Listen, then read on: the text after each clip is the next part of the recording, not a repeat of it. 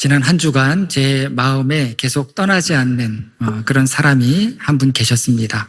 신학교 다닐 때 선배가 있었는데 저보다 2살 많은 선배였는데 그 선배가 제 마음속에서 기억된 겁니다. 제가 신학교 1학년 때 예수 전도단에 잠깐 들어간 적이 있는데 들어가 보니까 수업 전에도 기도 모임을 갖고 수업 후에는 선배들과 1대1 성경 공부를 하고 그리고 또 부천에 어느 한 교회에 아마 그 여자 선배 아버님이 목회하는 그 교회로 MT도 갔던 그런 기억들이 있는데 그때 알게 된 선배 형이었습니다. 아주 친절했습니다. 아주 친절하게 그렇게 잘 해줬고 그런데 너무 친절하다 보니까 또 산만하게 느껴지는 이 형이 좀 산만한 거 아닌가 그렇게 여겨지는 선배였는데 그렇게 생활을 하다가 학내 사태가 일어나게 됩니다. 그래서 학교 수업을 장기간 못하게 되는 그런 일들이 있어서 학교에 나가지를 못했습니다. 자, 그리고 그 형은 군대를 가고 이후에 제가 또 군대를 가고 하니까 이 함께 보지 못하는 시간들이 굉장히 오래되었던 겁니다. 그러다가 제가 복학을 하고 어느 날 지하철에서 그 형을 보았습니다. 서로 반갑게 이야기를 하는데 그 형이 하는 말이 자기는 대학원을 졸업하고 이제 일본 선교사로 떠나게 될 계획이라고 그런 이야기를 했습니다. 그 당시 저는 학부를 다니고 있었고 진로에도 이 자신도 없고 확신도 없고 내가 목회를 할 수 있을까? 목회를 나갈 수 있을까? 누가 나를 끌어줄 수 있을까? 자신이 없는 거예요. 그런데 그 형은 일본 선교사로 나갈 준비를 한다라고 그렇게 하는 이야기가 저한테는 크게 진지하게 받아들여지지 않는 그런 이야기였습니다. 그냥 그런가 보다 그렇게 생각을 했던 것입니다. 지금 생각해보면 그 형의 부모님도 목회자가 아니었는데 아마 군인으로 기억됩니다. 아버지가 군인이셔서 강원도에서 고향이 강원도이고 그래서 저하고 또 가까워진 것 같아요. 그리고 인제 양구에서 이렇게 어릴 때 컸다라는 그런 이야기를 했는데 그런 가정에서 외국 선교사로 나가겠다라고 하는 결정은 쉬운 결정이 아니었을 거라는 생각을 합니다. 그런데 20대 후반의 나이에 이미 선교사 훈련을 다 받았고 이제 곧 떠난다라고 하는 것은 오래전부터 품어왔던 그 비전에 흔들림이 없었고 그리고 그것을 실현할 그런 단계였던 겁니다. 자, 그렇게 짧은 만남을 뒤로 하고 시간이 흘렀습니다. 제가 어느 날 전도사로 사역하는 교회로 외국에서 편지 한 통이 왔는데 일본에서 왔습니다. 보니까 그 형이 보낸 거예요. 그 형의 이름으로 왔습니다. 아마 제가 거기 있는지 알아서 보낸 게 아니라 무작위로 큰 교회에 보냈던 도움을 요청하는 그런 편지였던 것입니다. 일본 선교의 현실에 대해서 그리고 필요한 도움에 대해서 간절하게 구구절절 그런 편지를 보냈는데 그런 편지들은 잘 알지 못하는 관계라면 거의 버려질 수밖에 없는 그런 편지입니다. 제가 뭘 할 수 있는 위치에 있는 것도 아니고 그냥 속으로 안타깝다. 이 형이 참 일본 가서 어려운가 보다라는 생각을 했습니다. 20대의 나이에 일본에 가서 이렇게 도움의 편지를 보낼 정도라면 얼마나 막막했을까, 얼마나 힘들었을까. 지금에야 그런 생각을 하게 됩니다. 더군다나 그 형은 예수 전도단 소속으로 분명히 선교사로 갔을 건데 예수 전도단은 아마 지금도 자비랑 선교하는 걸로 알고 있습니다. 자기가 교회의 어떤 지원이나 그런 게 아니라 자기가 다 준비를 해야 됩니다. 그래서 여러 가지로 굉장히 힘들었을 것이다 라는 생각을 하게 됩니다. 그때가 그 형에 대한 기억이 마지막이었습니다. 자, 그런데 최근에 제가 여러 가지 자료를 찾다가 우연히 일본 교회에 관한 책자를 하나 발견했는데 그 형님이 다른 목사님과 함께 공저한 책이었습니다. 얇은 책인데 인구 1%도 안 되는 그런 일본의 그리스도인들에 대한 선교 이야기를 기록한 책이었습니다.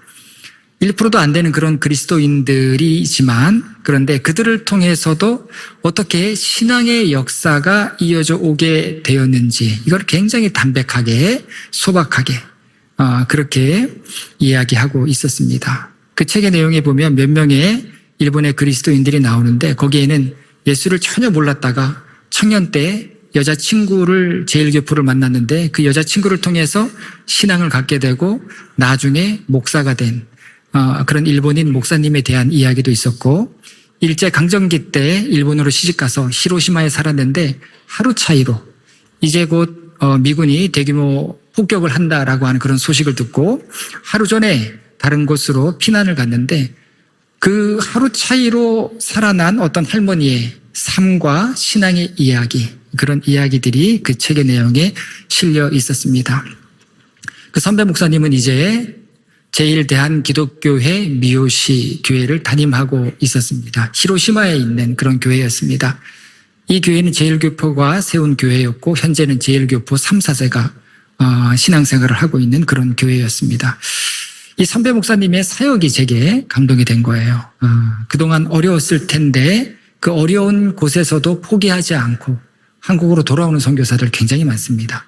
의무 선교사 사역은 5년이에요. 5년 마치면 돌아올 수 있습니다. 대신에 목사 안수는 빨리 받습니다. 대학원 졸업하면 바로 목사 안수를 받고 선교사로 나가게 되는데 5년을 마치게 되면 한국으로 돌아올 수 있죠. 그런데 그렇게 돌아오지 않고 그리고 장남이라 부모님에 대한 생각 여러 가지 걱정들이 있었을 텐데 그럼에도 불구하고 그 어려운 여건 가운데에서도 이렇게 사역에 열매를 맺고 지금은 어려운 그 일본 교회에서 담임 목회를 하고 있구나. 그런 여러 가지 생각들을 하니까 제 마음속에 감동이 왔던 것입니다. 서로 연락은 하지는 않았습니다. 하지만 책을 통한 만남이 저에게 감동을 주었고 감동이 된 이유는 우리가 서로 같은 목적을 다 갖고 있고 일본과 또 우리나라라고 하는 그런 지역적인 차이 외에 여기에도 그리스도인들이 있고 일본에도 그리스도인들이 있고 일본에도 목회자들이 있고 한국에도 목회자들이 있고 우리는 다 같은 목적을 갖고 있는데 아무리 어려운 여건에 있다 할지라도 하나님의 뜻을 품은 사람을 통해서 하나님은 무언가를 성취하시고 일하신다라고 하는 그런 생생한 영적인 원리를 제가 그 책을 통해서 그리고 그 선배 목사님에 대한 기억을 통해서 은혜를 얻게 되었던 것입니다. 여러분, 우리가 살아가는 일도 쉽지 않고 살아가는 세상이 쉽지 않은데 신앙생활을 하는 것도 쉽지 않습니다. 그러는 가운데 우리가 믿음의 자리를 지키고 또 하나님의 말씀을 붙들면서 함께 신앙생활해 나간다라고 하는 것, 이것이 사실 굉장히 귀하고 굉장히 은혜로운 그런 일이 되는 겁니다. 우리가 믿음의 자리를 잘 지킬 때 하나님께서 우리를 통하여서 영광 받으시고 또 우리를 통하여서 하나님의 나라를 더욱 확장해 나가심을 믿습니다. 이런 믿음으로 우리가 함께 신앙생활하는 것이 참 은혜라고 하는 것, 다시 한번 제가 생각하는 그런 한 주였던 것입니다. 오늘 베드로전서의 말씀은 이 베드로가, 예수님의 제자 베드로가 소아시아 지역에 보낸 편지입니다. 소아시아는 지금의 터키 지역이고요. 5개 지역에게 이 편지를 보냈는데 이때 이 편지를 받았던 소아시아 지역은 이미 복음이 많이 전파되어 있었습니다. 로마 제국 각지에 교회가 세워져 있었고 또 기독교가 그렇게 퍼짐에 따라서 내부적으로는 교회의 성도들도 다양해지게 됩니다. 다양해지는 건 좋은데 다양해지면서 여러 가지 문제들이 동시에 생겨나게 되었던 것입니다. 외부적으로는 기독교에 대한 박해가 있었고 내부적으로는 성도의 다양성에서 오는 혼란함 같은 것들이 있었던 것이죠. 이럴 때 베드로가 편지를 보내서 그가 가르치고 교훈하고자 했던 것은 우리가 믿는 사람으로서 어떻게 살아가야 할 것인가. 외부에는 박해가 있고 안에는 어려움이 있고 제가 어떤 집사님께 문자를 보냈더니 안팎으로 어려움이 있다 이렇게 문자를 저한테 하셨더라고요. 그래서 저도 어렵습니다. 저도 안팎으로 어렵습니다. 여러분 그럼에도 불구하고 우리가 믿는 사람으로서 어떻게 살아가야 할 것인가. 베드로가 핵심적으로 전하고 싶었던 게 그겁니다. 살아계신 예수 그리스도와의 만남, 그리고 그 만남의 경험으로 인하여서 갖게 되는 생명력, 그 생명력을 갖고 있는가, 그 생명력을 갖고 있는가, 그리고 어떻게 그 생명력을 가질 수 있는가에 대해서 베드로 전후서의 말씀을 통해서 교훈하고 있었습니다. 여러분, 베드로 전후서는 교리가 나오지 않아요. 바울은 교리적인 부분도 설교를 합니다. 서신의 교리적인 부분도 이렇게 이야기하는데 이 베드로는 교리적인 부분 하나도 이야기 안 해요. 어떻게 우리가 생명력을 가질 수 있을 것인가? 개인이든 가정이든 교회이든 어떻게 생명력을 가질 수 있을 것인가? 자, 생명력에 대한 얘기를 하면서 신령한 집을 세워가라라고 하는 비유적인 표현으로 교훈을 하고 있습니다. 그래서 오늘 우리가 함께 나눌 말씀은 우리가 어떻게 신령한 집을, 신령한 생명력을 갖고 신령한 집을 세워갈 수 있는가, 이 본문을 통해서 함께 나누게 됩니다. 세 가지를 말씀드리고자 합니다. 첫 번째는 우리가 신령한 집을 세워가기 위해서는 유지할 것은 유지하고 끊어낼 것은 끊어내야 된다. 1절과 3절 말씀입니다. 그러므로 모든 악독과 모든 기만과 외식과 시기와 모든 비방하는 말을 버리고 갓난 아기들과 같이 순전하고 신령한 젖을 사모하라. 이는 그로 말미암아 너희로 구원에 이르도록 자라게 하려 함이라. 너희가 주의 인자하심을 맛보았으면 그리하라. 여러분, 먼저 끊을 게 나오죠. 악독, 기만, 외식, 시기, 비방하는 말. 1절 말씀을 원어로 보면 너 자신에게서 이런 것들을 제거하라입니다. 끊어내라는 거예요. 제거하라, 끊어내라. 왜냐하면 악독, 기만, 외식, 시기, 비방 같은 것은 하나님의 은혜로 말미암아 누리게 되는 생명을, 새 생명을 소멸시키는 것들이죠. 여러분, 악독이 뭡니까? 악의적인 생각과 행동과 말이죠. 이거는 조화로움을 깨트립니다. 성도의 조화로움을 깨트려요. 기만은 뭡니까? 원어적으로는 교활함이에요. 교활함. 그래서 이 기만은 외식과 위선과 아주 밀접하게 연결되어 있습니다. 시기는 뭡니까? 사랑과 반대되는 거죠. 사랑은 기쁨을 준다면 시기는 기쁨보다는 차라리 그냥 몰락하게 되거나 무너지기를 바라는 그런 마음이죠. 비방은 뭡니까? 허위를 퍼뜨리고 깎아내리는 행위가 포함되어 있습니다. 이런 것들을 나 자신에게서부터 제거하라는 겁니다. 여러분, 이런 것들을 하게 되는 이유가 뭡니까? 뭘 이해적인 부분이 아니라면 어떤 의도가, 선하지 않은 의도가 담겨 있을 때가 많기 때문입니다. 베드로가 볼 때에 각지에 세워진 교회 안에서 이러한 악독이나 기만이나 외식이나 시기나 비방하는 말, 이런 것들이 허용 범위를 넘은 거예요. 여러분, 기독교 역사는 허용의 범위와의 싸움입니다. 어디까지 허용할 것인가? 굉장히 위험할 수 있는 부분입니다. 너무 많이 허용하면 기독교회 자체가 흔들리는 역사를 교회 역사 속에서 많이 보게 됩니다. 그래서 이 기독교 역사, 교회의 역사는 항상 허용의 한계와 맞닥뜨리게 됩니다. 여러분, 우리도 마찬가지예요. 앞으로 어디까지 무엇을 허용할 것인가?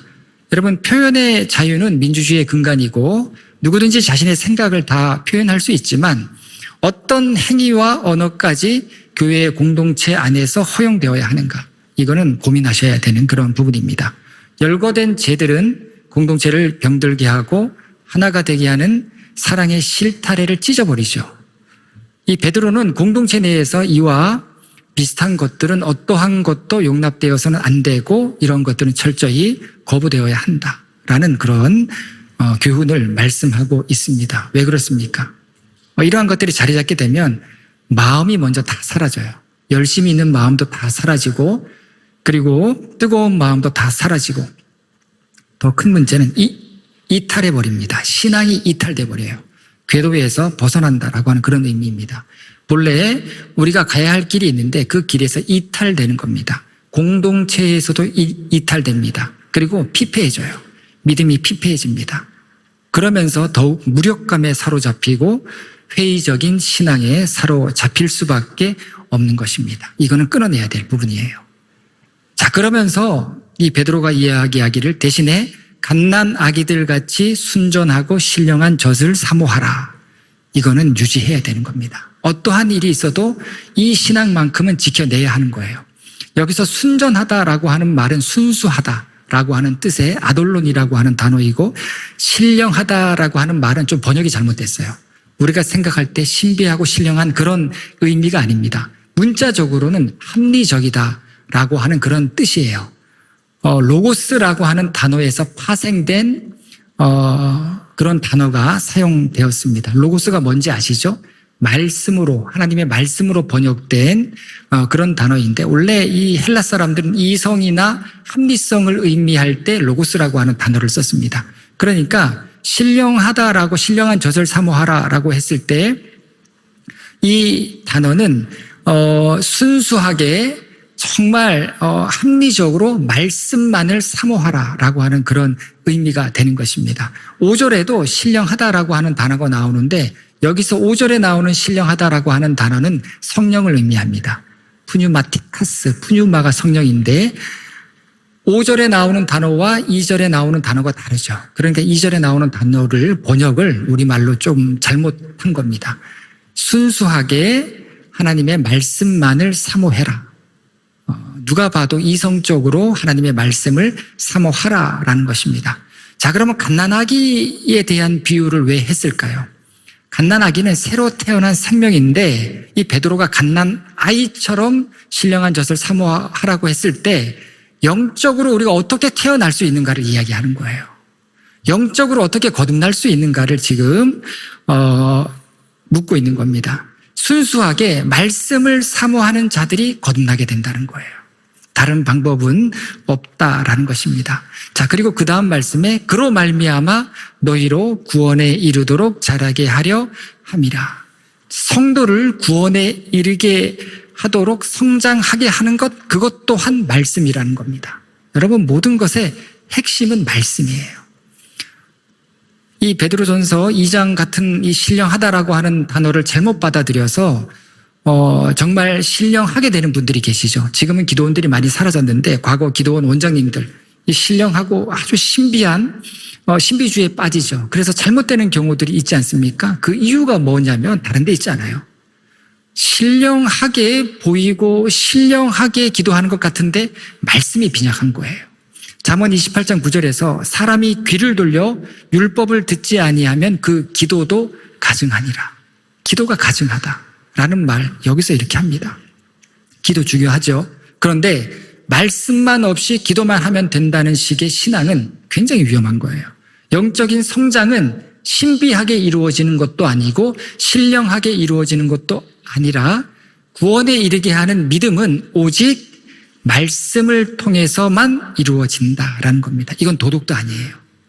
도덕적인 차원에서도 구원에 이르게 하는 것이 아니라 오직 하나님의 말씀에 의해서 이루어진다. 그럴 때 신령한 집으로 세워지게 된다라는 겁니다. 여러분, 두 번째 신령한 집으로 세우기 위해서 베드로가 이야기하는 것은 저와 여러분 우리 모두 각각 개개인이 산돌과 같아야 한다라는 것입니다. 이 4절과 5절 말씀이죠. 사람에게는 버림바 되었으나 하나님께는 택하심을 입은 보배로운 산돌이신 예수께 나아가 너희도 산돌같이 신령한 집으로 세워지고, 베드로만 산돌이라고 하는 놀라운 표현을 씁니다. 여러분, 베드로가 왜 예수님을 산돌, 리빙스톤, 살아있는 돌로 이렇게 표현했겠습니까? 우선 베드로 자신의 경험 때문일 거예요. 이 베드로의 원래 이름은 시몬인데 예수님께서 게바로 바꿔주셨죠. 게바가 반석, 큰 돌이라고 하는 그런 의미입니다. 그럼 베드로 이름은 뭐냐? 베드로 이름은 헬라어식 이름이에요. 헬라어식 이름이 베드로이고 게바는 예수님 당시에 사용했던 아람어 이름입니다. 여러분, 마리아의 이름이 히브리식으로는 미리암입니다. 모세의 누이 미리암이에요. 이게 마리아, 신약 헬라어로 마리아가 되는 겁니다. 아베 마리아는 그럼 뭡니까? 아베는 로마식이죠. 아베는 인사입니다. 안녕하세요 마리아. 이게 아베 마리아예요. 거기에 뭐 거룩한 의미가 담겨 있는 건 아닙니다. 자, 이렇게 이제 성경적으로는 헬라어, 아람어, 히브리어 이런 언어들을 복잡하게 사용하는 사회에서 성경이 기록되었기 때문에 이런 혼동들이 있을 수 있는데 사실은 다 같은 의미입니다. 자, 베드로가 왜 산돌에 대해서 이야기했을까? 자기 경험이라고 제가 말씀을 드렸죠. 예수님께서는 베드로를 큰 반석과 같은 사람이 되라라고 해서 게바로 지어줬는데, 그런데 이 베드로는 그 이름에 못 미칩니다. 부끄러운 행동을 하죠. 예수님을 부인합니다. 거치는 돌이 됐어요. 자기 경험, 뼈아픈 그런 경험이 있기 때문에 그런 자기의 못난 모습으로 예수님을 바라보니까 부활하신 예수 그리스도, 그분이 나를 찾아오셨고 그분이 나에게 다시 생명을 주셨구나. 예수님만이 오직 생명이신 반석, 살아있는 돌이시구나, 산 돌이시구나. 나는 예수님께서 반석이라고 이름을 붙여줬지만 나는 그 반석의 축에도 못 들어가는구나. 그런 고백을 산돌이라고 하는 의미로 했던 겁니다. 또 성경적으로 이 산돌의 의미는 시편 118편 22절에서 찾을 수가 있습니다. 건축자가 버린 돌이 집 모퉁이의 머릿돌이 되었나니. 자, 예수님은 건축자들이 버린 돌처럼 십자가에 돌아가셨죠. 그런데 부활하셨습니다. 이제 그 모퉁이 돌이 가장 중요한 돌이 된 겁니다. 버림받은 돌이 이제 신령한 집을 세워가는 그 기초석을 넣는데 가장 중요한 돌, 생명의 돌, 리빙스톤 산돌이 되었던 겁니다. 그렇기 때문에 베드로는 예수님을 산돌로 그렇게 표현한 것입니다. 자, 이제는 더 나아가서 베드로가 뭐라고 하냐면 너희도 산돌과 같다. 저와 여러분이 산돌과 같다라고 그렇게 말씀을 합니다. 이 말씀을 이해하기 위해서는 하나의 큰 이미지를 생각하셔야 돼요. 돌로 만든 집. 이제 우리가 이제 세대 통합 예배라 우리 아이들도 예배를 드리는데 지금 아이들은 뭐 아파트나 콘크리트로 지은 집, 그런 집들을 생각할 텐데 제가 어릴 때만 하더라도 저희 동네에 초가집이 있었어요. 강원도의 산골에 초가집이 있었고 제가 그런 나이가 아니잖아요. 새마을운동 이렇게 막 진행되면서 태어났기 때문에 슬래트 지붕이 다 있었는데 저희 동네에는 초가집이 있었고 그리고 돌로 만든 집. 진짜 이 돌로 이렇게 만든 집들이 있었습니다. 요즘은 참 그런 집들 찾아보기 힘들죠. 강가에서 돌을 주워다가 제 친구네 교회를 가도 성전이 2개가 있습니다. 하나는 50년대 지은 성전인데 교인들이 진짜 돌을 하나하나 갖고 와서 아무런 도움 없이 교인들이 지은 성전이에요. 그리고 옆에는 현대식으로 지은 성전이 있습니다. 자, 여러분 돌로 지은 집을 생각해 보시기 바랍니다. 예수님이 모퉁이 돌이라면 이거는 집을 짓는데 가장 중요한 돌이죠. 자, 그런데 우리 또한 그 집을 지어가는데 저와 여러분이 그 집을 세워가는 각계의 산돌이 되어야 한다라는 겁니다. 여러분, 우리는 그렇게 쓰임받을 자격은 없어요. 자격은 없지만 예수 그리스도의 부활을 믿는 믿음으로 산돌이 되어야 한다라는 것입니다. 그래서 우리 모두가 살아있는 돌이 되어서 신령한 집을 세워가는 재료로서 쓰임 받아야 된다라는 것을 베드로가 말씀하고 있는 것입니다. 자, 4절에서 신령하다. 아까 말씀드렸죠. 성령을 의미한다라고 했습니다. 요점은 개인이든 개인의 심령이든 여러분의 가정이든 우리 교회이든 뭐든지 신령한 집, 하나님의 성전으로 세워져 가야 되는데 이 말씀의 요점은 우리 모두가 산돌로 세워지고 있다. 신령한 집으로 세워지고 있다라고 하는 그런 의미가 아니라 우리 각자가 예수님처럼 산돌이 되어서 신령한 집을 짓는 일에 쓰임 받을 때에 성령이 역사하신다는 겁니다. 그래서 여러분, 우리 각자의 책임이 굉장히 중요한 거예요. 고난만 이야기하시면 안 됩니다. 성도의 고난만 주장하시면 안 되고 목회자의 고난만 주장하시면 안 되고요. 판단하는 자의 입장에서 서시면 안 되고 산돌로서의 책임이 얼마나 우리에게 우리 각자가 중요한가.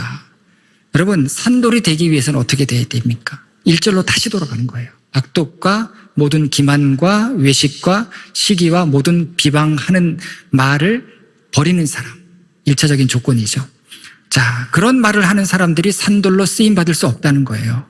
하나님의 말씀을 순전하게 사모함으로 잘 세워갈 수 있다라는 것입니다.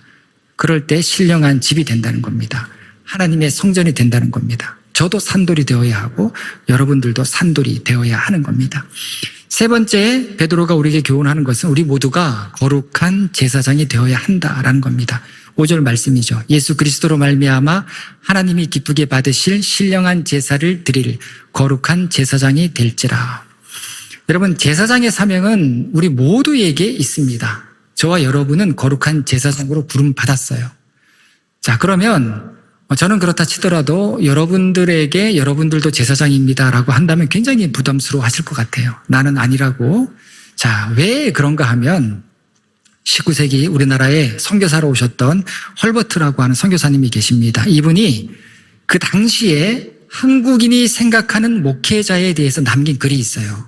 그 내용을 보면 뭐라고 말씀을 하시냐면 한국 사람들은 문화적인 요소 때문에 이 문화적인 요소가 기독교에 굉장히 영향을 많이 주었다. 대표적인 것으로 한국 사람들의 목회자를 인식하는 그 인식 가운데 문화적인 요소가 많이 들어가 있다. 자, 유교적인 영향 때문에 목회자, 선교사를 선생으로 생각한다는 겁니다. 뭔가 가르쳐 주기를 기대한다는 거예요. 그리고 역시 유교적인 영향으로 목회자나 선교사를 성인 군자로 본다는 거예요. 여러분, 저 성인 군자 아닙니다. 예. 그리고 또 불교의 영향 때문에 목회자는 가난해야 되고 고행 수준으로 살아가야 한다. 여러분, 이게 100년 전의 생각이에요. 100년 전에 그 당시 사람들이 목회자를 이렇게 인식했다는 겁니다. 그리고 불교의 영향 때문에 일반 성도들은 깨닫지 못하는 그런 깊은 경지의 영적인 지혜를 갖고 있다. 여러분, 저는 그런 깊은 경지의 그런 지혜가 저에게는 없는 것 같아요. 매주마다 씨름합니다. 그리고 제가 고행 수준으로 살아가는 것도 아니고요. 저도 누릴 거 다 누리고 할 거 다 하고 그렇게 살아갑니다. 그리고 샤머니즘의 종교관, 샤머니즘적인 종교관의 영향으로 이 목사에게 특별한 은사를 기대한다는 거예요. 지나치게 기대한다는 겁니다. 여러분, 사실 목회자한테 와서 여러분 기도 받으시는데 제가 기도한다고 암 환자들이 막 낫고 막 죽은 사람이 저 그런 적 한 번도 없어요. 여러분, 제가 기도한다고 뭔가 저의 뜻대로 여러분의 의도대로 뭔가 변화가 일어나거나 확 달라지거나 그런 일들이 없었습니다. 제가 기도한다고 될 일이 아니고요. 사실 우리 인식 가운데 이 영적인 은사를 지나치게 기대하는 부분이 있다. 그래서 목회자에게 죽기, 신유, 방언, 또 통변 모든 은사를 받았다라고 생각을 한다는 겁니다. 이 내용이 100년 전의 내용이에요. 100년 전. 그런데 저는요, 제가 이 글을 보니까 지금도 그런 인식이 다르지 않아요. 저는 달라져야 된다라고 생각을 합니다. 이런 기준이라면 저도 자격 미달이에요. 저만이 아니라 그 누구도 제사장 할 사람이 없다고 봅니다. 여러분, 고린도전서 12장에서 이미 말씀했죠. 다 사도이겠느냐? 여기서 사도는 예수님의 제자예요. 특별한 제자들. 다 특별한 예수님의 제자이겠느냐? 다 선지자이겠느냐? 하나님께서 직접 말씀을 받아서 선포했던 선지자이겠느냐? 다 교사이겠느냐? 다 능력을 행하는 자이겠느냐? 다 병 고치는 은사를 가진 자이겠느냐? 다 방언을 말하는 자이겠느냐? 다 통역하는 자이겠느냐? 2000년 전에 벌써 바울이 다 은사를 가지고 모든 은사를 가지고 모든 일을 할 수 있고 능력이 있고 내가 그런 사람이냐? 나 그런 사람 아니다라는 거예요. 그런 거 아니죠. 그런 게 아니라 베드로가 명료하게 거룩한 제사장의 의미를 말씀합니다. 베드로전서 2장 9절을 보면 그러나 너희는 택하신 족속이요 왕 같은 제사장이요 거룩한 나라요 그의 소유가 된 백성이니 이는 너희를 어두운 데서 불러내어 그의 기이한 빛에 들어가게 하신 이의 아름다운 덕을 선포하게 하려 하심이라. 명료하죠. 제사장으로 부르신 이후 아름다운 덕을 선포하기 위함이다라고 했습니다. 여러분, 그래서 신앙생활은 은혜 가운데 하셔야 돼요. 내가 은혜 가운데 있는지 돌아보셔야 돼요. 남들이나 상황 볼 거 없습니다. 아름다운 덕이라고 했는데 여기서 덕은 기쁜 일이에요. 기쁜 일. 원어적으로는 기쁜 일. 찬송할 만한 일. 칭송할 만한 일. 자, 여기서 문맥상 의미는 뭐냐면 하나님이 하신 일이에요. 하나님이 하신 일을 전하는 게 거룩한 제사장의 사명이다라는 겁니다. 내가 뭘 했고 어떤 공로가 있고 이런 걸 전하는 게 아니고요. 하나님이 하셨다는 거. 하나님이 하셨다는 거. 하나님이 지켜주시고 하나님이 인도하셨고 하나님께서 세우셨고 하나님께서 생명 주셨다라고 하는 거. 이거를 널리 전하는 일. 거기엔 내가 없고 오직 예수 그리스도만 드러나게 하는 일. 그 일을 하는 사람, 그 사람이 거룩한 제사장. 그 일을 하기 위해서 나는 은혜 속에 있어야 되는 겁니다. 말씀을 정리하겠습니다. 여러분, 구원에 이르기 위해서는 우리 목적은 구원에 이르는 거예요. 유지할 것은 꼭 유지하셔야 됩니다. 그런데 끊어낼 것은 반드시 끊어내야 되고요. 나 자신이 신령한 집을 세우는데 쓰여지는 산돌임을 깨닫고 우리가 모든 것을 또 모든 삶을 믿음과 은혜로 감당해야 하는 겁니다. 그런 삶을 살아가는 여러분 모두가 되시기를 바라겠습니다. 기도하시겠습니다.